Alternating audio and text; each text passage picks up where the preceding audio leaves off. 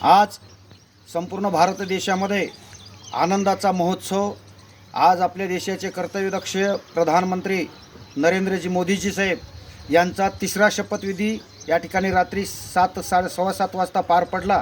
त्यामध्ये आपल्या महाराष्ट्राचे एक ठिकाणी भूमिपुत्र विदर्भरत्न या ठिकाणी नितीनजी गडकरी, ज्यांनी या महाराष्ट्रामध्ये खूप मोठी किंवा भारतामध्ये खूप मोठं या ठिकाणी बांधकाम विभागाच्या माध्यमातून एक रस्त्यांचं काम केलं, तरी त्यांना या ठिकाणी मंत्रिपदाची शपथ घेतली, तरी मी त्यांचं अभिनंदन करतो। तसेच विदर्भातील या ठिकाणी खानदेशामध्ये जळगावच्या सुकन्या या ठिकाणी रक्षा खडसे यांनी सुद्धा मंत्रिमंडळाची शपथ घेतली, त्यांचं सुद्धा अभिनंदन।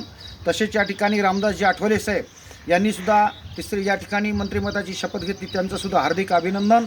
तसेच आपल्या महाराष्ट्रामध्ये मुंबईचे पियुष गोयलजी यांनी सुद्धा मंत्रिमंडळाची शपथ घेतली।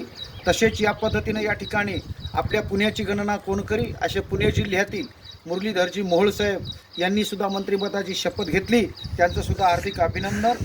आणि तसेच या पद्धतीने या ठिकाणी विदर्भरत्न या ठिकाणी बुलढाण्याचे प्रतापजी जाधव या ठिकाणी मुख्यमंत्री गटाचे, तरी त्यांचं सुद्धा या ठिकाणी हार्दिक अभिनंदन।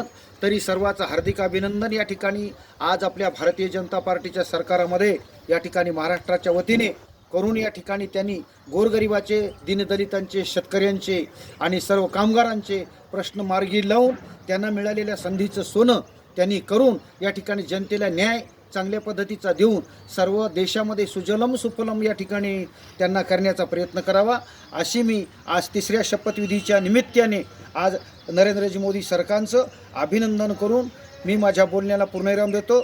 जय श्रीराम, सर्वांनी जय श्रीराम म्हणा। प्रभू रामचंद्राच्या अयोध्यानगरीमध्ये सुद्धा या प्रधानमंत्र्यांनी चांगल्या पद्धतीचं मंदिर वहाँ बनाएंगे या पद्धतीचं या ठिकाणी मंदिरात या प्रभू रामचंद्राच्या मंदिरांचं चांगल्या पद्धतीचं मोठं काम केल्याबद्दल आणि देशामध्ये चांगल्या पद्धतीचं कामाची प्रगती केल्याबद्दल देशाचे कर्तव्यदक्ष पंतप्रधान यांचं अभिनंदन करतो व मी माझ्या बोलण्याला पूर्णविराम देतो। जय श्रीराम म्हणा, जय श्रीराम, जय श्रीराम, जय श्रीराम।